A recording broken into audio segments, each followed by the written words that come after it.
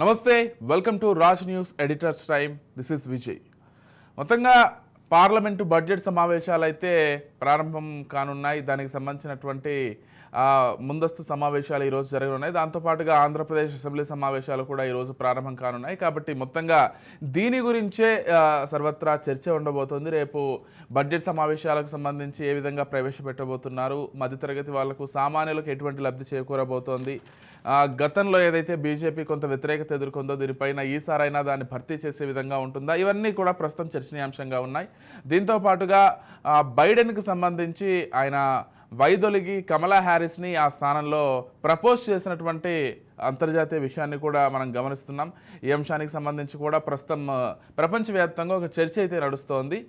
వీటితో పాటు బంగ్లాదేశ్కి సంబంధించిన కొన్ని విషయాలు, ఇటు రాష్ట్ర రాజకీయాలకు సంబంధించినటువంటి మరికొన్ని విషయాలకు సంబంధించి మనతో పాటు డిస్కస్ చేయడానికి సిద్ధంగా ఉన్నారు మా పొలిటికల్ ఎడిటర్ అరవింద్ కొల్లి గారు, వారితో పాటుగా కృష్ణాంజనేయులు గారు ఏపీజేఎఫ్ నుంచి. ఇద్దరికి కూడా ముందుగా నమస్కారాలండి. ఎస్ ముందుగా ఏదైతే బైడెన్కి సంబంధించి ఆయన వైదొలగడం అంటే ముందు నుంచి కూడా సొంత పార్టీలోనే వ్యతిరేకత ఉన్నటువంటి విషయాన్ని కూడా మనం గతంలో మాట్లాడాం. ఆయన ఇప్పుడు స్వయంగా తాను వైదొలిగి కమలా హ్యారిస్ని, అంటే భారత మూలాలు ఉన్నటువంటి కమలా హ్యారిస్ని ఆ పోస్టుకి ప్రతిపాదించడం, అంటే ఆమె ఫైనలైజ్ అయ్యారని కాదు, కాకపోతే ప్రధాన పోటీదారని చెప్పుకోవచ్చు, లేకపోతే దాదాపుగా ఆమె అనుకోవచ్చేమో. ఎలా చూడాలి ఈ అంశం?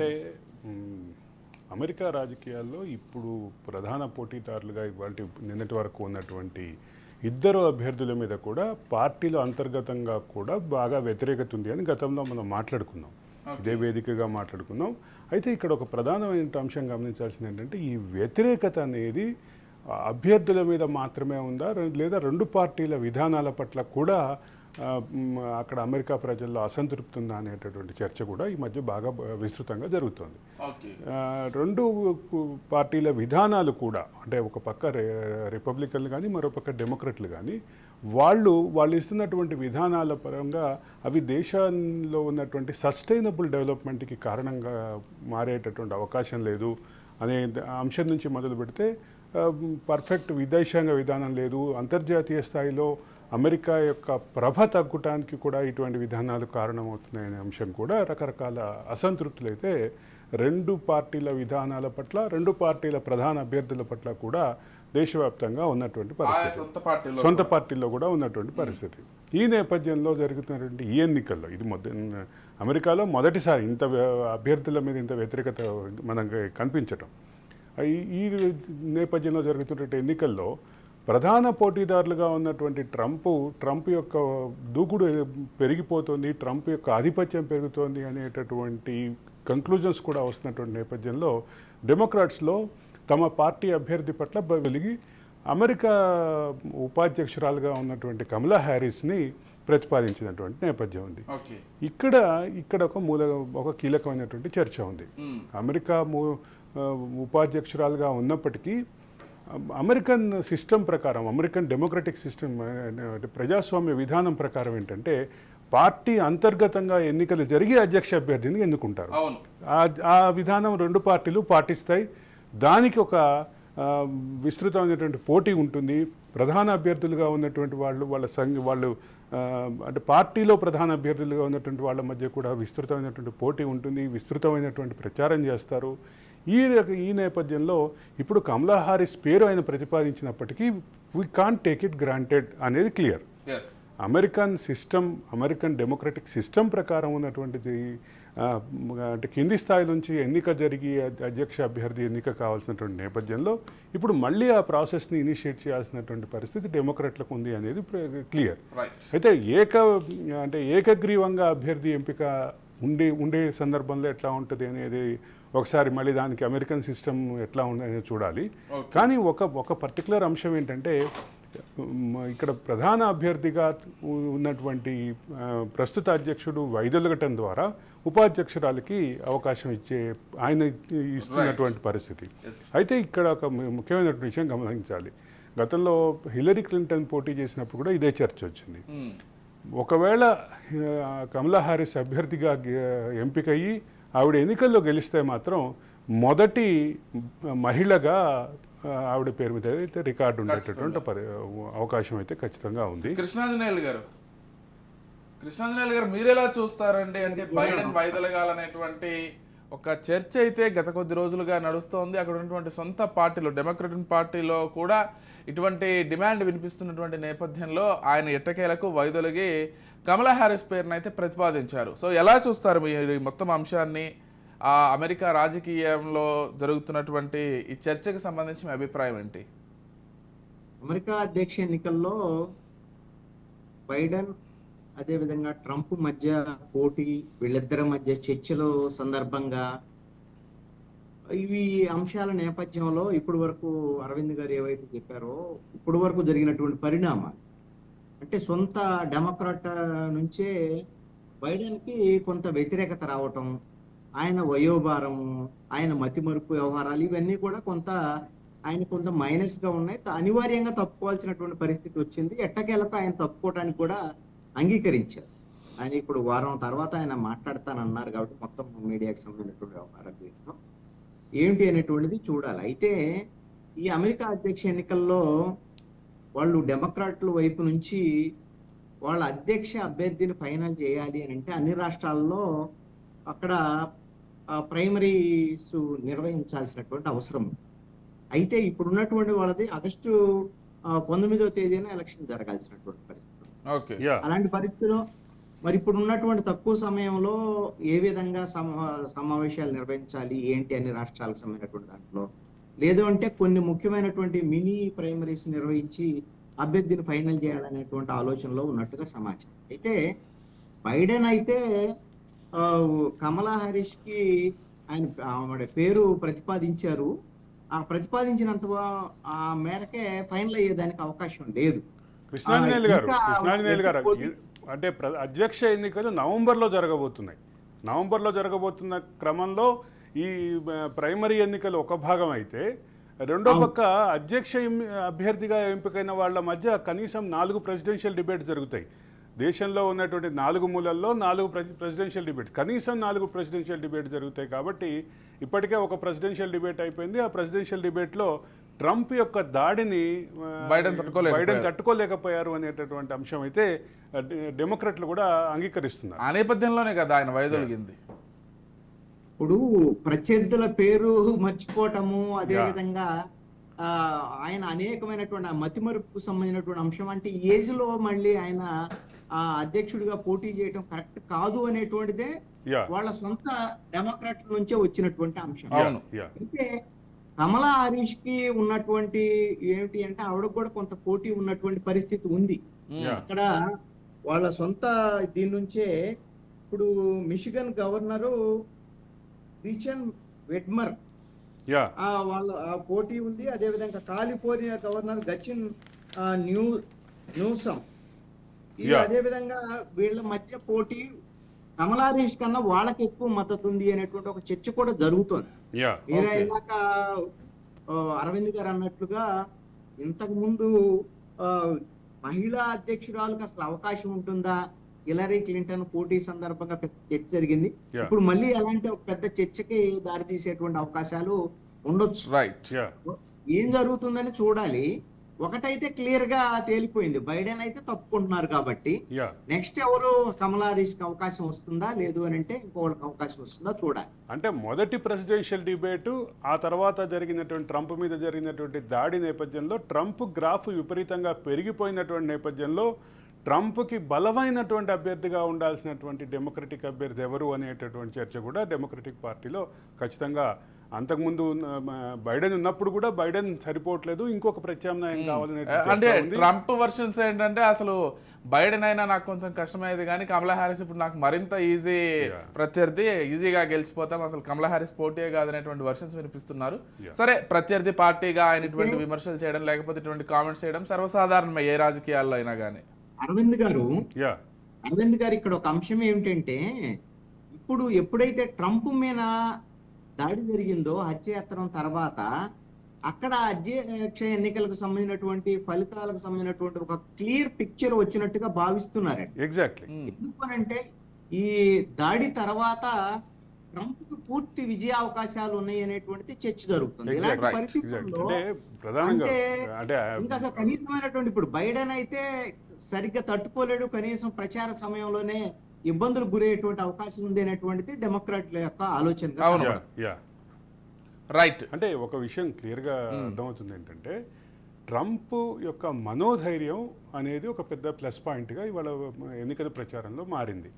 ట్రంప్ మీద దాడి జరిగితే, ట్రంప్ మీద ఏదైతే చెవుకి గాయమైనటువంటి దాడి సందర్భంగా ట్రంప్ మీద జరిగినటువంటి దాడి కంటే కూడా ఆ సందర్భంగా పడిపోతూ కూడా లేచి నిలబడి ఫైట్ ఫైట్ ఫైట్ అని 4 సార్లు ఏదైతే ట్రంప్ అన్నాడో అది తన పిడికిలి చూపించేది కూడా. ట్రంప్ యొక్క మనోధైర్యాన్ని, ట్రంప్ ఎటువంటి పరిస్థితుల్లోనూ వెనక్కి కుంగిపోయినటువంటి తగ్గనటువంటి మనిషి, బాగా బలమైనటువంటి మనోస్థైర్యం కలిగినటువంటి మనిషి అనేటటువంటి భావం అమెరికా ప్రజలకి ఎక్కేసింది. కాబట్టి ఇప్పుడు ప్రాథమికమైనటువంటి సర్వేలలో అయితే ప్రాథమికమైనటువంటి ట్రెండ్స్ అబ్జర్వ్ చేసేటటువంటి సెఫాలజిస్టులు చెప్తున్న దాని ప్రకారం అయితే ట్రంప్కి తిరుగులేదు. కానీ Right. ఇప్పుడు ఎన్నికల నేపథ్యంలో బలమైనటువంటి అభ్యర్థిగా రావాలి. అదే సందర్భంలో మిచిగన్ గవర్నర్, కాలిఫోర్నియా గవర్నర్ ఏదైతే పేర్లు చెప్తున్నారో వాళ్ళిద్దరు కూడా బలమైనటువంటి ఇంకా ఇంకో విషయం అరవింద్ గారు, అంత తేలిగ్గా తీసుకోవడానికి కూడా లేదు. ఒకవేళ కమలా హ్యారిస్ లేకపోతే మీరు చెప్పినటువంటి ఇతర గవర్నర్లు వచ్చి వాళ్ళు ప్రచార సభల్లో పాల్గొని వాళ్ళు ఇచ్చేటువంటి స్పీచ్ కి కూడా మొత్తంగా మారిపోయేటువంటి అవకాశాలు లేకపోలేదు. అమెరికన్ ప్రజాస్వామ్యంలో ట్రెండ్ సెట్ ఎప్పుడు జరుగుతుంది అంటే ఒక మేజర్ ట్రెండ్ సెట్గా ఉండేది ప్రెసిడెన్షియల్ అవును డిబేట్స్. అవును. ప్రెసిడెన్షియల్ డిబేట్స్ ఈసారి మరికొన్ని జరగబోతున్నాయి అనేటటువంటి ఊహాగానాలు వస్తున్నటువంటి నేపథ్యంలో ఇప్పుడు అవే ప్రెసిడెన్షియల్ కీలకంగా డిబేట్లో ట్రంప్ని బలంగా ఎదుర్కొనేటటువంటి బలమైన వాదనతో ఎదుర్కొనేటటువంటి అవకాశం ఉన్నవాళ్ళు, అదే సందర్భంలో అమెరికా యొక్క భవిష్యత్తు, అమెరికా యొక్క ఆధిపత్యం, ప్రపంచం మీద అమెరికా ఆధిపత్యం తగ్గుతోంది, అంతర్జాతీయ వాణిజ్యంలో విదేశీ విధానాలకు సంబంధించి ప్రధానంగా ఉంది. అంతర్జాతీయ వాణిజ్యంలో అమెరికా పాత్ర తగ్గుతోంది, అంతర్జాతీయ వాణిజ్యాన్ని నియంత్రించేటటువంటి అవకాశాలు అమెరికాలోకి తగ్గుతున్నాయి అన్నటువంటి నేపథ్యంలో ఆ రకమైనటువంటి భరోసా కనుక కొత్తగా వచ్చినటువంటి అభ్యర్థి ఇవ్వగలిగితే విజయావకాశాలు సుగమయ్యేటువంటి అవకాశం ఉంది. రైట్. అయితే ఇప్పుడున్నటువంటి పరిస్థితిలో మాత్రం ప్రాథమికంగా అందుతున్న సమాచారం ప్రకారం ఖచ్చితంగా ట్రంప్కే సానుకూలమైనటువంటి వాతావరణం ఉంది. ఇప్పుడు వచ్చేటటువంటి అభ్యర్థి మార్పుతోటి జరిగే అభ్యర్థి ఫైనలైజ్ అయిన తర్వాత దీనికి సంబంధించి ఆ అభ్యర్థి యొక్క దూకుడు మీద, ఆధారపడి ఉంటుంది. అమెరికా ప్రజలకు ఇవ్వబోయే కాన్ఫిడెన్స్ మీద, అమెరికా ప్రజల కంటే కూడా ప్రపంచానికి ఇవ్వబోయే కాన్ఫిడెన్స్ మీద, ప్రపంచ వాణిజ్య సంస్థలు ఈ ప్రపంచ వాణిజ్యాన్ని నియంత్రించేటటువంటి కొన్ని లాబీలకి ఇవ్వబోయేటటువంటి భరోసా మీద కూడా ఆధారపడి ఉందని చెప్పక డెఫినెట్ గా ఆ విధంగానే చూడాలి.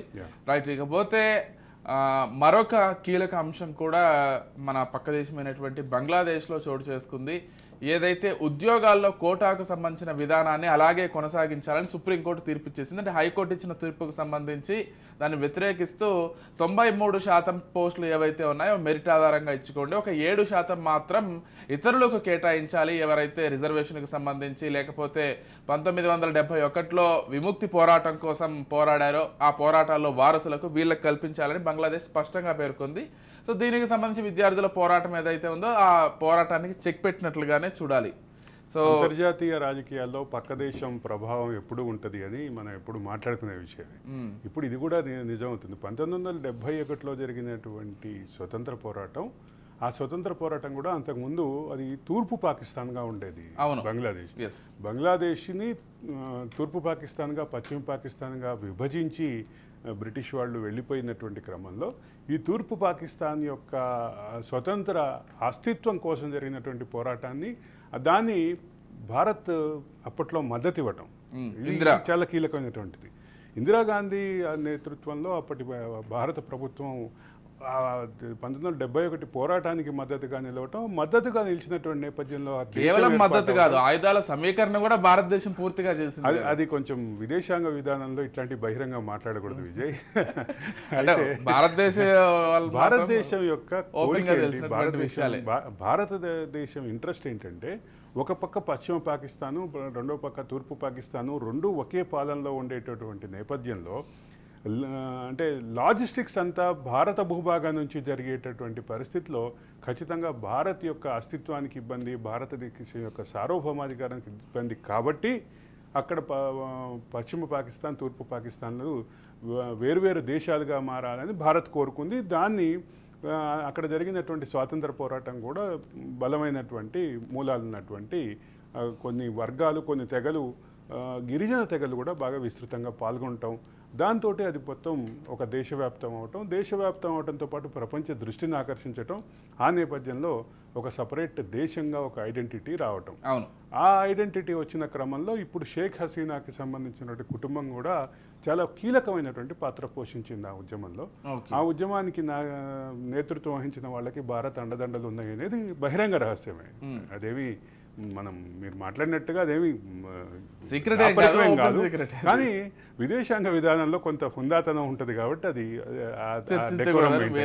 అయితే ఇక్కడ ఒక విషయం ప్రధానమైన బంగ్లాదేశీలే ఇందిరాగాంధీకి దేశ అత్యున్నత పురస్కారాన్ని ఇచ్చి గౌరవించి దాన్ని మరింత బహిరంగ పరుచుకున్నారు వాళ్ళే. ఎగ్జాక్ట్లీ. అంటే ఇక్కడ ప్రధానమైన అంశం ఏంటంటే 30% కోటా అనేటటువంటి అంశం చుట్టూ వివాదం జరగటం మళ్ళీ అంటే షేక్ హసీనా కుటుంబం కానీ ఆవిడ పార్టీ కానీ ఎక్కువ మంది 1971 ఉద్యమంలో పాల్గొన్నారు కాబట్టి వాళ్ళకి మేలు చేసుకోవటానికి కోసం ఈ 30% కోటా అనేటటువంటి అంశాన్ని విస్తృతంగా రాజకీయ చర్చల్లోకి తీసుకురావటం, ఆ నేపథ్యంలో అక్కడ జరిగినటువంటి ఘర్షణలకు సంబంధించినటువంటి పూర్తిస్థాయి పర్యవేక్షణ ఇదంతా జరగటం, దేశవ్యాప్తంగా కర్ఫ్యూ పెట్టినటువంటి నేపథ్యంలో విదేశీ విద్యార్థులు, విదేశ వ్యాపార సంస్థలకు సంబంధించినటువంటి ఉద్యోగుల భద్రత ప్రశ్నార్థకం కావటం, అందులో భారత్ ఉద్యోగులు, భారత్ యొక్క విద్యార్థులు ఎవరైతే ఉన్నారు, చాలామంది విద్యార్థులు అక్కడ మెడిసిన్ చదువుతూ ఉన్నారు బంగ్లాదేశ్లో, వాళ్ళకి సంబంధించిన సేఫ్ ప్యాసేజ్ విషయంలో బంగ్లాదేశ్ ప్రభుత్వం సహజంగానే భారత్ తోటి అంటే కార్డియల్ రిలేషన్స్ మెయింటైన్ చేసేటటువంటి బంగ్లాదేశ్ ప్రభుత్వం ముందు అత్యంత ప్రాధాన్యత ఇచ్చి భారత విద్యార్థులని తరలించి ఏర్పాటు చేయటం, ఇవన్నీ కూడా ఒక భారత్ బంగ్లాదేశ్ సంబంధాల్లో మరొక అంశంగానే చెప్పాలి, మరొక ముందడుగానే చెప్పాలి, అంటే మరొక ఉదాహరణగా చెప్పాలి. ముందడుగేం కాదు, ఇది పెద్ద ఉదాహరణ. సౌత్ ఏషియన్ కంట్రీస్ కి ఇంకా పెద్ద ఉదాహరణ. ఎగ్జాక్ట్లీ. అంటే సౌత్ ఏషియన్ కంట్రీస్లో ఉన్నటువంటి అంటే సరిహద్దు గొడవల విషయంలో ఏదైతే అంశాలు తీవ్రంగా అంశాలు ఉన్నాయో, చైనా భారత్ కానీ, పాకిస్తాన్ భారత్ కానీ, ఇటువంటి అదే సందర్భంలో శ్రీలంకకు సంబంధించినటువంటి అంశం, శ్రీలంకకి సంబంధించిన జల వివాదం భారత్కి ఏదైతే ఉందో, వీటన్నిటి విషయంలో ఏదైతే వివాదాలు ఉన్నాయో ఆ వివాదాల్లో నేపథ్యంలోనే ఈ కార్డియల్ రిలేషన్స్ అనేది ఒక పెద్ద ఊరటగా చెప్పాలి భారత్కి. ఖచ్చితంగానే బంగ్లాదేశ్ ఆ రకమైనటువంటి సానుకూలమైన వాతావరణం చూపిస్తుంది. అయితే ఇక్కడ ఈ అంశాన్ని ఒక సీరియస్నెస్ని సుప్రీంకోర్టు అర్థం చేసుకుని ఆదివారం కూడా సుప్రీంకోర్టు పనిచేసి అర్జెంటుగా ఈ ఆందోళనలు ఆగిపోయేలాగా ఒక ఊరట తీర్పు ఇచ్చారు. ఒక పక్క ఆందోళనకారులకు ఊరట వచ్చింది, రెండో పక్క ఇమీడియట్గా శాంతి భద్రతలు కంట్రోల్ కావడం ద్వారా ప్రభుత్వానికి కూడా ఊరట వచ్చింది. కృష్ణాంజనేయులు గారితో ఒకసారి మాట్లాడదాం ఇదే అంశానికి సంబంధించి. కృష్ణాంజనేయులు గారు రిజర్వేషన్లకు సంబంధించి, ఆ కోటాలకు సంబంధించి బంగ్లాదేశ్ తీర్పును భవిష్యత్తులో ఇతర దేశాలు కూడా ఉదాహరించేటువంటి అవకాశాలు లేకపోలేదు కాబట్టి ఖచ్చితంగా కొంత ప్రభావాన్ని చూపిస్తుంది ఇతర దేశాలపైన కూడా. మీరెలా చూస్తారు ఆ రిజర్వేషన్లను 7% కంటిన్యూ చేయడం కావచ్చు, అక్కడ శాంతి భద్రతలను కంట్రోల్ చేయడంలో తీసుకున్నటువంటి సుప్రీంకోర్టు నిర్ణయాన్ని కావచ్చు, ఏ విధంగా చూస్తారు? ఇక్కడ రిజర్వేషన్లకు సంబంధించినటువంటి అంశము ఒక దేశానికి ఇంకొక దేశానికి మధ్య అలాంటి పోలికలు ఉండకపోవచ్చు అని నేను అనుకుంటున్నాను. బంగ్లాదేశ్లో ఉండేటువంటి అక్కడ ఉండేటువంటి పరిస్థితులు, భారతదేశంలో ఉండేటువంటి పరిస్థితులు, బంగ్లాదేశ్లో అక్కడ విముక్తి పోరాటం జరిగింది, వాళ్ళు దేశ విభజన కోసం వాళ్ళు పాకిస్తాన్ నుంచి విడిపోయినటువంటి పరిస్థితులు ఇవన్నీ కూడా చూసాం. అక్కడ ఉన్నటువంటి మనకి భారతదేశంలో మనకు అంతర్గతంగా ఉన్నటువంటి పరిస్థితులు, మన రాష్ట్రాల్లో ఉన్నటువంటి ఈ అంశాలకు అనుగుణంగా మన రిజర్వేషన్లు, అలాగే ఇంకొక రాష్ట్రంలో ఇంకొక పరిస్థితులకు అనుగుణంగా రిజర్వేషన్లు ఉండేటువంటి. మనము బంగ్లాదేశ్కి ఆ రోజున సహకరించిన ఇంకోటి చేసిన ఒకటి ఏంటి అని అంటే, శత్రువుకు శత్రువు మిత్రులు కాబట్టి మనకి ఏదైతే రాజకీయంగా పాకిస్తాన్తో విభేదాలు ఉన్నాయో, పాకిస్తాన్ నుంచి విడిపోయేటువంటి బంగ్లాదేశ్ సంబంధించినటువంటి ఆ పోరాటానికి మనం సహకరించినటువంటి పరిస్థితులు ఉన్నాయి ఆ రోజు. అది వ్యూహాత్మకమైనటువంటి అది విదేశాంగ విధానం భారతదేశానికి సంబంధించి. మీరు ఈ ఉద్యోగాలు, ఉపాధికి సంబంధించినటువంటి అంశాల్లో కూడా ఇవి చాలా ఎమోషనల్ గా ఉంటాయండి. ఏమో ఇప్పుడు ఎక్కడికక్కడ మీరు అమెరికా కానివ్వండి, ఇప్పుడు బంగ్లాదేశ్ కానివ్వండి, మీరు ఎక్కడైనా సరే లోకల్ గా ఉండేటువంటి ప్రాంతీయంగా ఉండేటువంటి యువకులకి అవకాశాలు ఇవ్వాలి, బయట వాళ్ళకి తక్కువ అవకాశాలు ఉండాలి, బయట వాళ్ళందరూ వచ్చి మన అవకాశాలను తీసుకొని వెళ్ళిపోతున్నారు, ఇలాంటి చర్చలు వివాదాలు నిరంతరంగా జరుగుతూనే ఉన్నాయి. అమెరికాలో కూడా ఇలాంటి సమస్య ఉన్నటువంటి పరిస్థితి ఉంది. ఇప్పుడు అది బంగ్లాదేశ్లో కూడా అలాంటి సమస్యను ఎదుర్కొన్నటువంటి పరిస్థితి ఉంది. మీకు అంతదాకా ఎందుకు? ఇప్పుడు నేను నిన్న ఈ మధ్య కాలంలో కర్ణాటకకు సంబంధించినటువంటి విషయంలో లోకల్ మొత్తం ఉద్యోగాల్లో ప్రైవేట్ వాటిల్లో కూడా ఎవరైతే ప్రాంతీయంగా ఉండేటువంటి వాళ్ళకి, ఆ లోకల్గా ఉండేటువంటి వాళ్ళకి ప్రాధాన్యత ఇవ్వాలి, మిగతా వాళ్ళకి తగ్గించాలని 70-30 చేసినట్టు. అవును. దానికి సంబంధించినటువంటి విషయం కూడా వివాదంగా మారుతోంది. యా ఎందుకు అంటే ఒకటి ఏంటి అంటే ఈ ఉద్యోగ ఉపాధి అవకాశాల విషయంలో కొంత ప్రాంతీయ తత్వం ఇలాంటి రావటం అనేటువంటిది, ఆ ప్రాంతంలో ఉండేటువంటి వాళ్ళకు ఉపాధి అవకాశాలు ఇలాంటివి వస్తాయేమో, కానీ దానివల్ల స్కిల్డ్, అదే విధంగా ఏం కోరుకుంటారు ఎవరైనా సరే ప్రైవేటు ఇవన్నీ ఫార్మ్స్, అదేవిధంగా పరిశ్రమలకు సంబంధించినటువంటి వాళ్ళు ఏం కోరుకుంటారు? స్కిల్ ఉండాలి, ఎక్కడైనా సరే స్కిల్ ఉన్నటువంటి వాళ్ళని తీసుకోవాలి, అది ఏ దేశమైనా కావచ్చు అనేటువంటి ఆలోచన.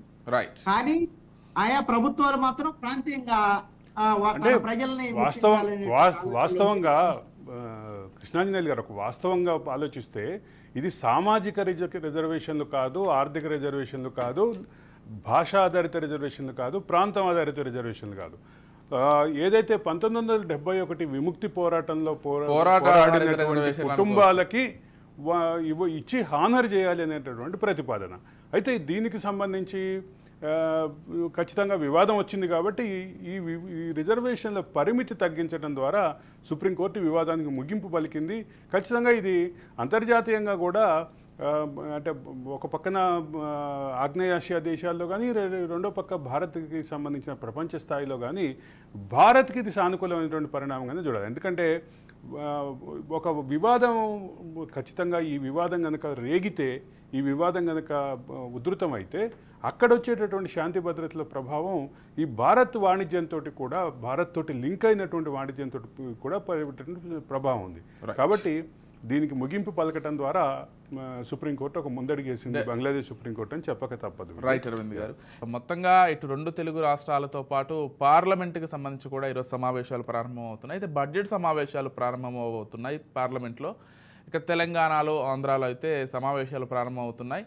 అంటే తెలంగాణకు సంబంధించి కూడా బడ్జెట్ ఎప్పుడు ప్రవేశపెట్టబోతున్నారు అనేటువంటి క్లారిటీస్ వచ్చేసాయి. కాబట్టి పార్లమెంట్లో ప్రవేశపెట్టేటువంటి బడ్జెట్కి అనుగుణంగా తెలంగాణలో తెలంగాణలో బడ్జెట్ సమావేశాలు ఉండబోతున్నాయనేది కొంత క్లారిటీ వచ్చింది. కాకపోతే ఆంధ్రప్రదేశ్కి సంబంధించి అసలు బడ్జెట్ ప్రవేశపెట్టబోతున్నారా లేదా, దానికి సంబంధించి ఎటువంటి డెసిషన్స్ తీసుకోబోతున్నారు, ఇటువంటివన్నీ కూడా ప్రస్తుతం చర్చనీయాంశంగా మారాయి. సో ఈ అంశాలకు సంబంధించి ఒకసారి చర్చిద్దాం. అరవింద్ గారు, మొత్తంగా బడ్జెట్ సమావేశాలు మోదీ 3.0 వచ్చిన తర్వాత మొదటి బడ్జెట్ సమావేశాలు కాబట్టి ఖచ్చితంగా ఆసక్తికరంగా ఉంటాయి. అంటే వీళ్లకు వచ్చినటువంటి మ్యాండేట్ ప్రకారం కూడా కొంత తగ్గింది కాబట్టి ఈసారి కీలకమైనటువంటి మార్పులు ఏమైనా ఉండబోతున్నాయా, లేకపోతే గతంలో మాదిరిగానే అటువంటి బడ్జెట్లే ప్రవేశపెడతారనేటువంటి చర్చ కూడా ప్రస్తుతం జరుగుతోంది. ఒకటి ఈ బడ్జెట్కు ఉన్నటువంటి ప్రాధాన్యతలు మాట్లాడుకుందాం. ఒకటి, వరుసగా ఏడవసారి బడ్జెట్ ప్రవేశపెట్టబోతున్నారు నిర్మలా సీతారామన్. మొరార్జీ దేశాయ్ తర్వాత ఈమెనా? వరుసగా అయితే ఈమె. అంటే మొరార్జీ దేశాయ్కి సంబంధించినటువంటి అంశాల్లో మొరార్జీ దేశాయ్కి చాలా రికార్డులు ఉన్నాయి. దేశంలో ఒక పర్ఫెక్ట్ డిమానిటైజేషన్ ఇంప్లిమెంట్ చేసినటువంటి ప్రధానమంత్రిగా కూడా ఆయనకు రికార్డు ఉంది. ఒక మంచి ఆర్థికవేత్తగా భారతదేశం యొక్క పురోగతిలో, ఈరోజు భారతదేశం పురోగమిస్తున్న దానికి కారణమైనటువంటి అనేక ఆర్థిక సంస్కరణలకు ఆయన ఆద్యుడు. అదే ఆయన దారిలో ఈవిడ 7వసారి బడ్జెట్ ప్రవేశపెడుతుంది. బడ్జెట్ ప్రవేశపెట్టడంతో పాటు ఈమెకున్నటువంటి ఇంకొక ప్రధానమైన అంశం ఏంటంటే, నాకు తెలిసి 2వ మహిళా ఆర్థిక మంత్రి, మొదటి మహిళా ఆర్థిక మంత్రి ఇందిరాగాంధీ అనుకుంటా, 2వ మహిళా ఆర్థిక మంత్రిగా ఈవిడ కూడా రికార్డు ఉంది. అయితే ఇక్కడ ఒక ప్రధానమైన అంశం ఏంటంటే, ఇప్పుడు దేశం మొత్తం నిర్మలా సీతారామన్ వైపు ఎదురు చూస్తుంది. కూటమిలో భాగస్వామ్య పార్టీలు అన్నీ ఆవిడ వైపు ఎదురు చూస్తున్నాయి. సంకీర్ణ రాజకీయాల్లో ఒక సంక్లిష్ట స్థితిలో ఉన్నటువంటి ఈ 3 NDA 3కి సంబంధించినటువంటి పాలన వీళ్ళందరినీ సాటిస్ఫై చేయాల్సినటువంటి సందర్భం కూడా ఉంది. ఖచ్చితంగా ఒక పక్క భారీ డిమాండ్లతోటి తెలుగుదేశం రెడీగా ఉంది, మరోపక్క భారీ డిమాండ్లతోటి జేడీయూ రెడీగా ఉంది.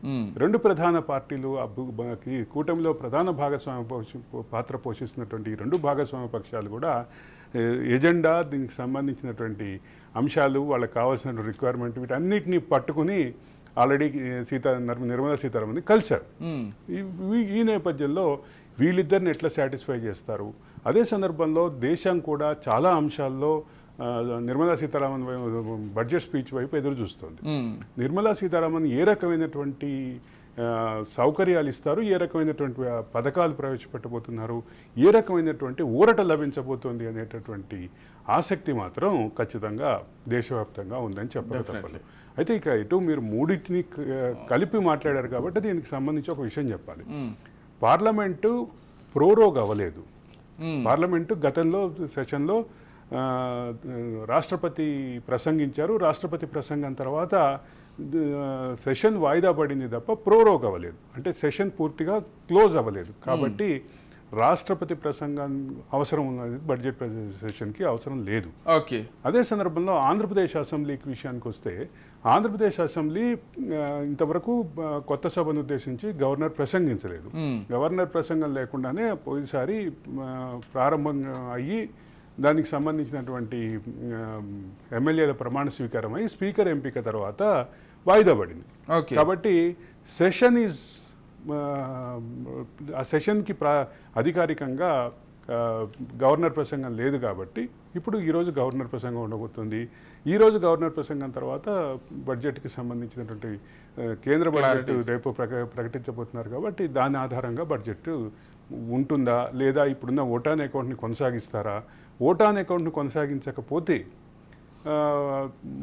అంటే ఓటాన్ అకౌంట్ని ఆర్డినెన్స్ ద్వారా తీసుకొస్తారు. ఓటాన్ అకౌంట్ని ఆర్డినెన్స్ ద్వారా తేవాలి అంటే సభ సమావేశంలో ఉండకూడదు. ఓకే. సభ సమావేశాలు ప్రోరోగ్ అయితే తప్ప, సభ సమావేశాలు నిరవధికంగా వాయిదా పడితే తప్ప ఆర్డినెన్స్ లాగా తెచ్చేటటువంటి అవకాశం లేదు. కాబట్టి దీనికి సంబంధించినటువంటి సాంకేతిక అంశాలు ఇట్లా ఉన్నాయి. ఇక తెలంగాణ అసెంబ్లీకి సంబంధించినటువంటి అంశంలో తెలంగాణ అసెంబ్లీని ఆల్రెడీ ఉద్దేశించి గతంలో గవర్నర్ ప్రసంగించారు. ఈరోజు బడ్జెట్ సమావేశాలు కూడా ప్రారంభం కాబోతున్నాయి.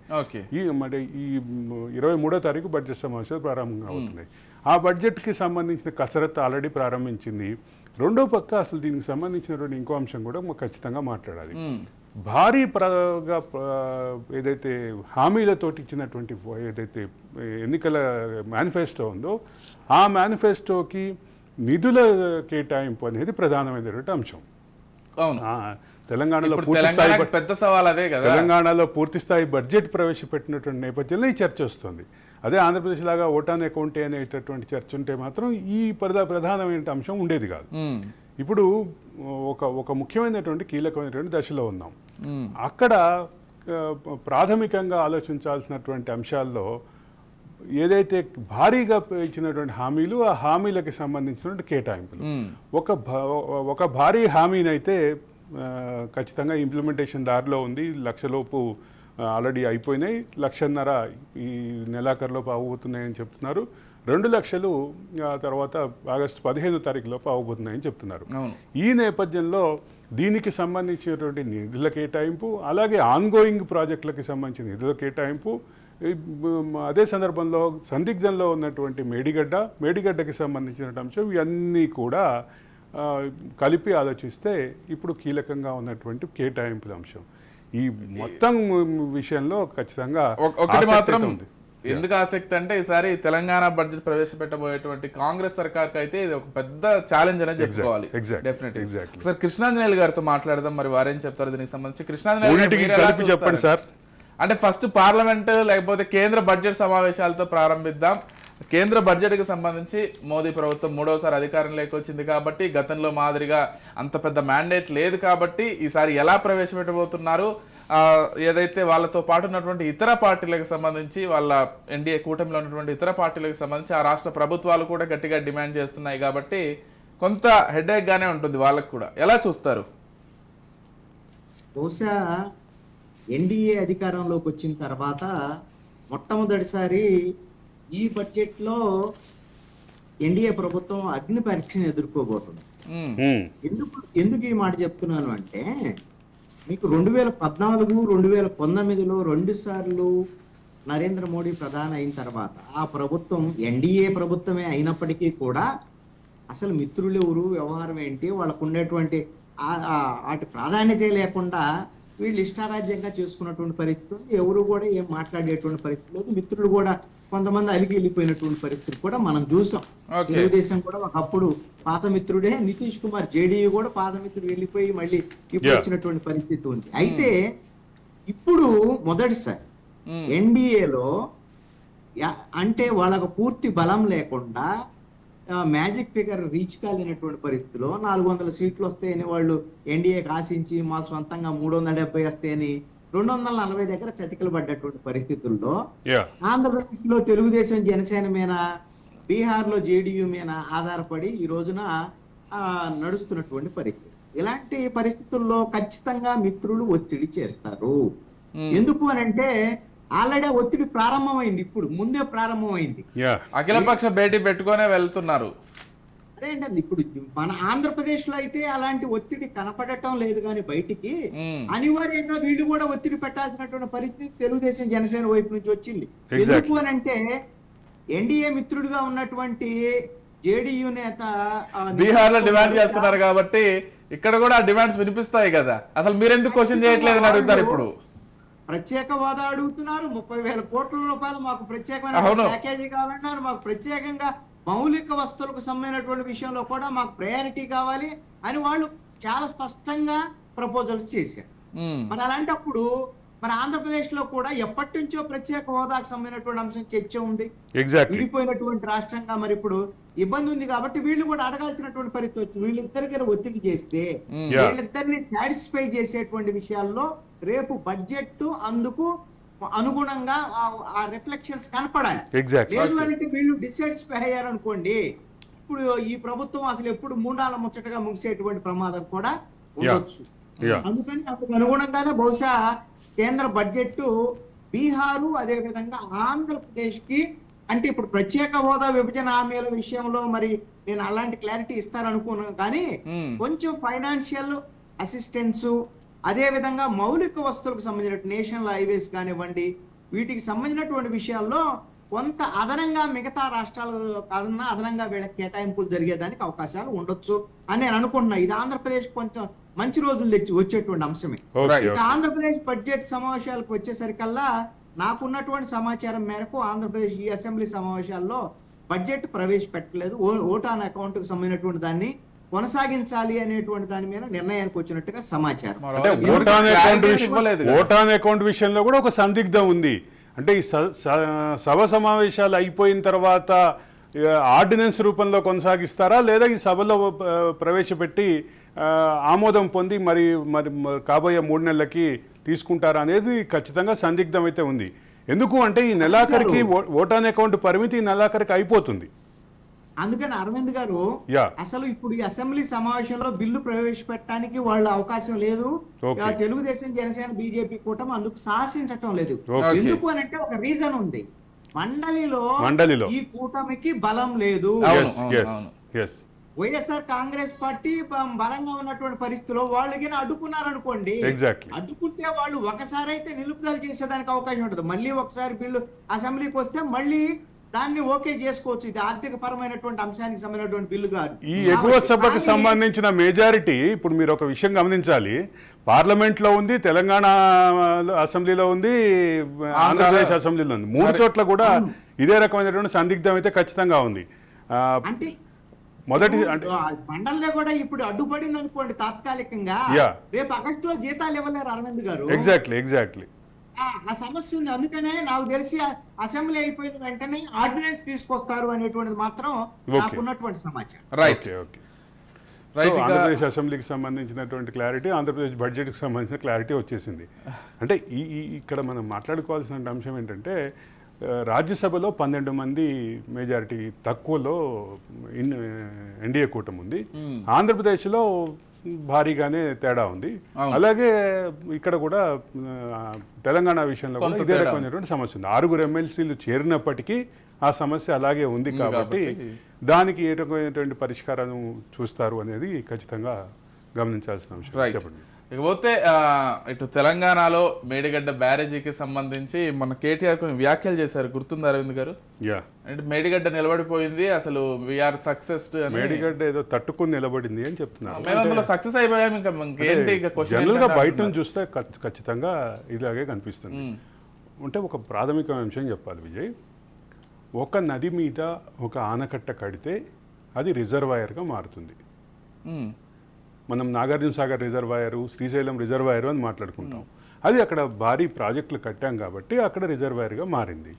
అంతే కదా. ఇప్పుడు డ్యామ్ అదే సందర్భంలో దానికి సంబంధించినటువంటి అంశాలు ఖచ్చితంగా మాట్లాడాలి. అంటే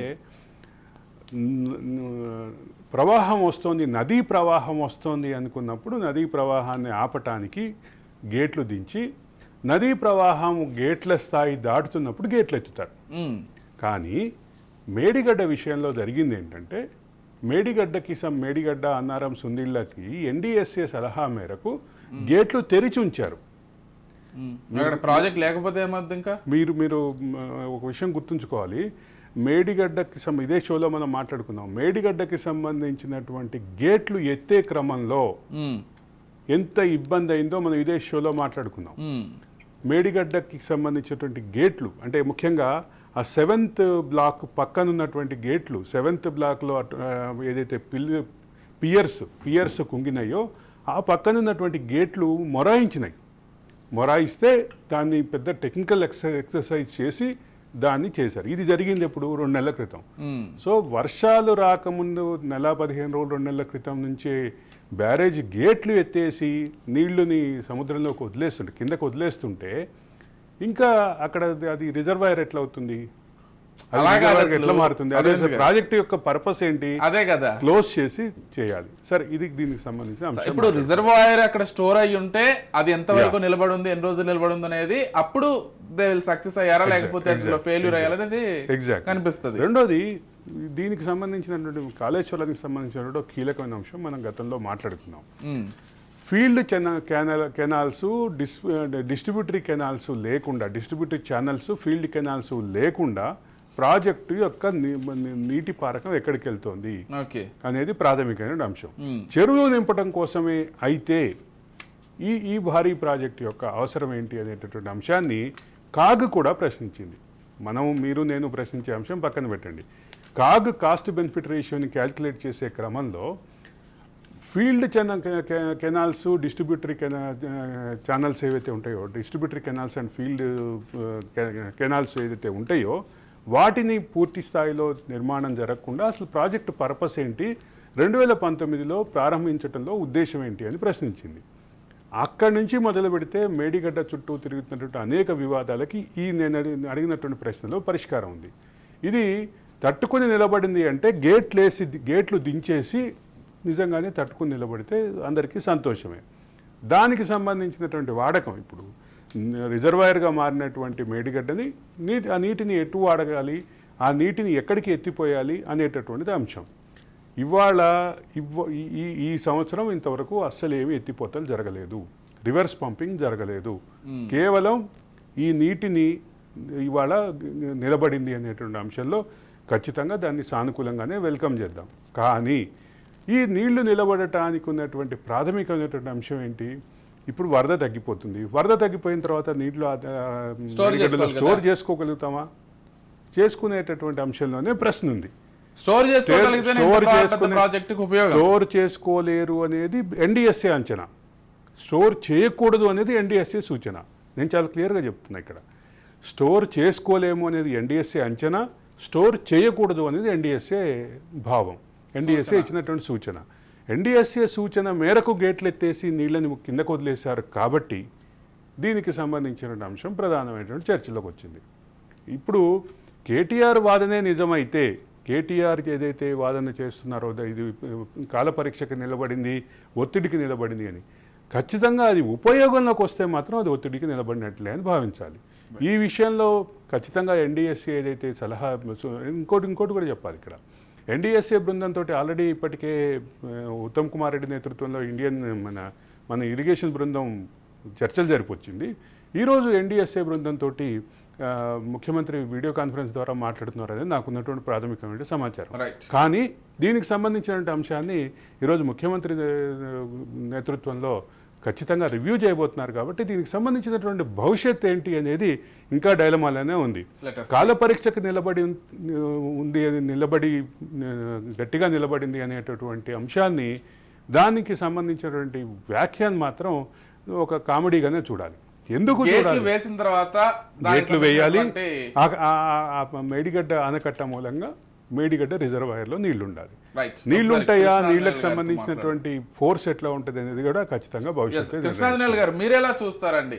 ఏదైతే మేడిగడ్డకి సంబంధించి అక్కడ నీటి ప్రవాహాన్ని తట్టుకుని నిలబడింది మేడిగడ్డ కాబట్టి అసలు ఇంకా ఇందులో క్వశ్చనే లేదు, వీఆర్ సక్సీడ్ అని కేటీఆర్ చెప్తున్నారు. కాకపోతే గేట్లు వేసి అక్కడ రిజర్వాయర్ ఏర్పడి అది ఎన్ని రోజులు నిలబడుతుంది అనేది చూసిన తర్వాతే కదా అది సక్సెస్ అయ్యారో లేకపోతే మేడిగడ్డ ఫెయిల్యూర్ అనేది తెలుసుకునేది. ఇప్పుడే అటువంటి కామెంట్స్ చేయడం ఏంటనేది కొంతమంది విమర్శ. మీరెలా చూస్తారు ఈ అంశాన్ని?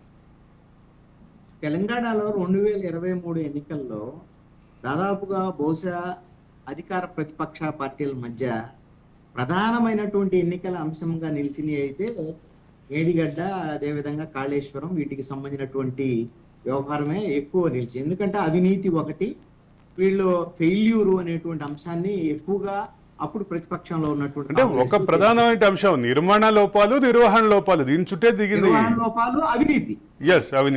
అవినీతి పెద్దగా లేండి. అయితే ఆ విధంగా ప్రజలు నమ్మారు కాబట్టే ప్రతిపక్షాల వాదనని అధికార పక్షాన్ని గద్దె నుంచి దించారు బీఆర్ఎస్. ఇప్పుడున్నటువంటి పరిస్థితుల్లో కాంగ్రెస్ అధికారంలోకి వచ్చిన తర్వాత కూడా అందుకనే అదే ప్రధానమైనటువంటి అంశంగా అక్కడికి విజిట్కి వెళ్ళటము, కాళేశ్వరం కానీ వీటి దగ్గరికి వెళ్ళటము, మేడిగడ్డ ఇవి పరిశీలించి ఇదంతా కూడా బీఆర్ఎస్ ఫెయిల్యూర్ కింద కాంగ్రెస్ ఎస్టాబ్లిష్ చేసేటువంటి ప్రయత్నం అయితే చేసింది. ఇప్పుడు నష్టం, తీవ్రమైనటువంటి నష్టం జరిగింది కదా రాజకీయంగా. అందుకని ఇప్పుడు వీళ్ళు బీఆర్ఎస్ కు సంబంధించి ఇప్పుడు మేడిగడ్డ ఇంత పెద్ద వరద వచ్చినా నిలబడింది, ఇవన్నీ మాట్లాడేటువంటి మాటలు ఏంటంటే ప్రజల్ని ఎంతో కొంత నమ్మించేటువంటి ప్రయత్నంగా బీఆర్ఎస్ చేస్తున్నటువంటి వ్యవహారంగా కనపడుతుంది. ఎందుకు అని అంటే ఇప్పుడు నీటిని నిలబెట్టడం అనేటువంటి దానికే మనం ఆనకట్ట అనుకునేటువంటి పరిస్థితి ఉంటే, ఒకవేళ వదిలిన తర్వాత అయినా ఆ విధమైనటువంటి వరద తీవ్రత దానికి నిలబడ్డది అనేటువంటి దాని అనుకున్నా కూడా ఒక అంశాన్ని ఇక్కడ గమనించాలి. అది దాని యొక్క లైఫ్ టైం ఎంత, ఉన్నటువంటి దెబ్బతిన్నటువంటి పరిస్థితి ఏంది, నిజంగా గేట్లు వేస్తే అది నిలబడుతుందా లేదా, ఎన్నాళ్ళు ఉంటుంది, ఏమిటి నిజంగా దాని యొక్క నాణ్యత, పనిలో నాణ్యత ఎలా ఉంది అనేటువంటిది మనకు స్పష్టంగా మేడిగడ్డ విషయంలో అర్థమైంది. అంటే గేట్లు వేసి ఉంటే అది అవకాశం లేదు, వరదను ఆపలేదు అని నిపుణులు నిర్ణయించిన తర్వాత అది ఫెయిల్యూరే తప్ప గేట్లు తెరిచిపెట్టిన తర్వాత వరదంతా వెళ్ళిపోతుంటే ఉపయోగం ఏమున్నది, అది సక్సెస్ కింద మనం అనుకోవటానికైతే లేదు. ఇది ఖచ్చితంగా బీఆర్ఎస్ ప్రభుత్వ ఫెయిల్యూర్ కింద రాష్ట్ర ప్రజలు ఆల్రెడీ నిర్ణయించేశారు. ఇప్పుడు వీళ్ళు ఎన్ని మాటలు చెప్పినా సరే జనం నమ్మేదానికి అవకాశం లేదు. గేట్లు ఎత్తేసి కిందకు వదిలేశారు, కానీ ఆనకట్టలో ఏదైతే నీళ్లు ఉంటాయో, నీటి నిల్వ ఉంటుంది, అది రిజర్వాయర్గా మారడానికి కారణమైనటువంటి ఆనకట్ట పైనుంచి కింద దాకా పగుళ్ళు ఉన్నటువంటి నేపథ్యంలో ఆ నీటికి సంబంధించినటువంటి అంశం, నీటిని ఖచ్చితంగా అది నిలబెట్టేటటువంటి పరిస్థితి లేదు. కాబట్టి ఈ చర్చ ముందుకు వస్తుంది.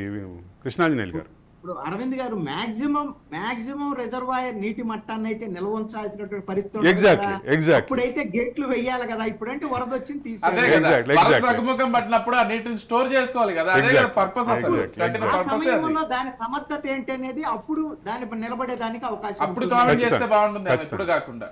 రైట్. ఇకపోతే ఆంధ్రప్రదేశ్ సంబంధించినటువంటి మరొక అంశం కూడా ప్రస్తుతం చర్చనీయాంశంగా ఉంది రెండు రాష్ట్రాలు. ఎందుకంటే ఇటీవల ఆంధ్రప్రదేశ్ లో జరిగినటువంటి ఒక హత్యకు సంబంధించి వైసీపీ తీవ్ర స్థాయిలో విమర్శలు చేస్తున్నటువంటి విషయాన్ని మనం గమనిస్తున్నాం. ఇదే నేపథ్యంలో ఏపీ సీఎం జగన్ ఆయన సతీమణి, ఏపీ మాజీ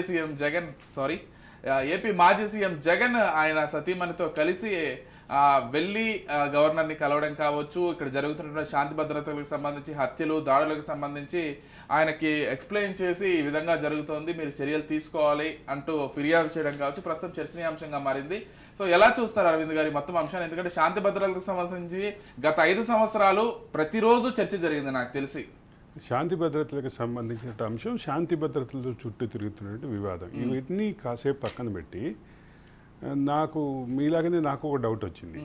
ఆయన గతంలో ముఖ్యమంత్రిగా ఉన్నప్పుడు అందరినీ పక్కన పెట్టి ఆయన భార్య మాత్రమే వెళ్ళి కలిశారు అనేటటువంటిది వివాదం ఒక పక్కన ఉంది. ఈరోజు ప్రతిపక్షంలోకి వచ్చిన తర్వాత కూడా అదే వైఖరిని కొనసాగించటం, నిన్న ఆయనతో పాటు పార్టీ నాయకులు ఎవరు వెళ్ళినట్టుగా నాకైతే కనిపించలేదు. ఇప్పుడు భారతీయ కృష్ణాంజనేయులు గారికి ఏమైనా కనిపించిందో నాకు తెలియదు. పూర్తి స్థాయిలో ఆయన కుటుంబ అంటే ఆయన భార్య మాత్రమే వెళ్ళి గవర్నర్ని కలవటం వెనక ఏంటి, అది ఏం సందేశం ఇవ్వాలనుకుంటున్నారు? ఖచ్చితంగా ఆయన వైసీపీ ప్రభుత్వం అంటే వైసీపీ పార్టీగా ఆయనకున్నటువంటి అభ్యంతరాలు ఏవైతే ఉన్నాయో, అదే సందర్భంలో నిజంగానే తెలుగుదేశం కూటమి ఏదైతే పాలనలో 45 రోజుల్లోనే ఇన్ని దారుణాలు జరుగుతున్నాయా అనేటటువంటి అంశాలని ఆయన గవర్నర్కి చెప్పాలనుకున్నారో, వీటన్నిటినీ కాసేపు పక్కన పెట్టి ఆలోచిస్తే చెప్పే క్రమంలో కనీసం పార్టీ నాయకులను తీసుకెళ్లకుండా భార్యని మాత్రమే తీసుకెళ్లటం వెనక అంతరార్థం ఏంటో నాకు అర్థం కాలేదు.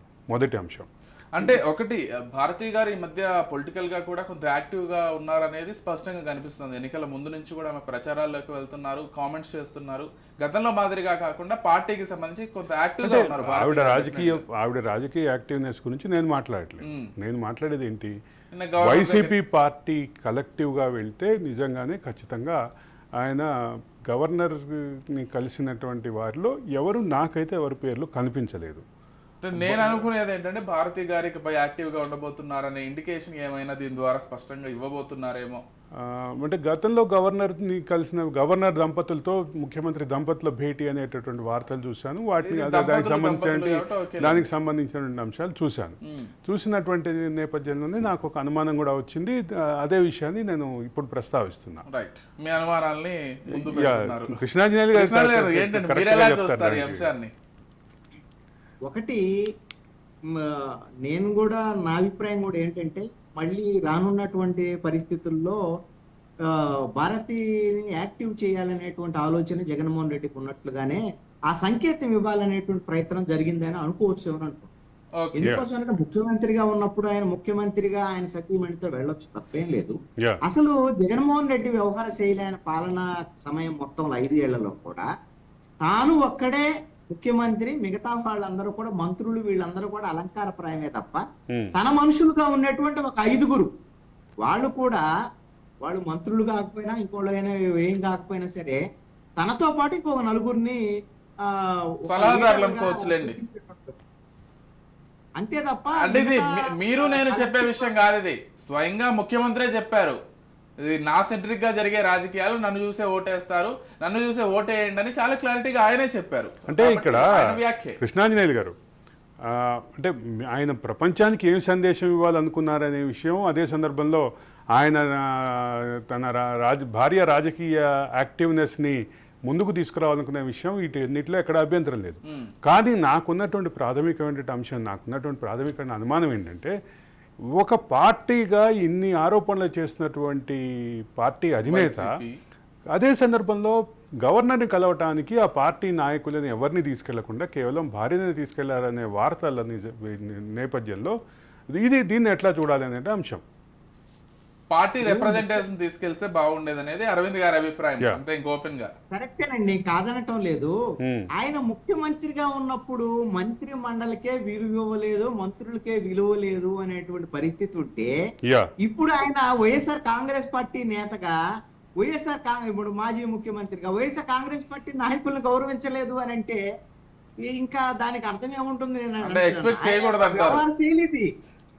ఎక్స్పెక్ట్ చేయడమే మన అంటున్నారు. దాంట్లో ఎటువంటి సందేహం లేదు. ఆయన ఒక్కడే నాయకుడు, తను చెప్పిందే మిగతా వాళ్ళందరూ ఫాలో అవ్వాలి. అది పార్టీ అయినా ప్రభుత్వం అయినా సరే. ప్రభుత్వం ప్రజాస్వామ్యయుతంగా వ్యవహరించకపోతే మరి ఇంకా అసలు ఇప్పుడు పార్టీ పరంగా ఆయన ప్రజాస్వామ్యయుతంగా వ్యవహరిస్తారని ఎలా అనుకుంటాం? అయితే ఇక్కడ ఒక కీలకమైనటువంటి అంశం అంటే ఒక పాయింట్ నేను చెప్పదలుచుకున్నాను అరవింద్ గారు.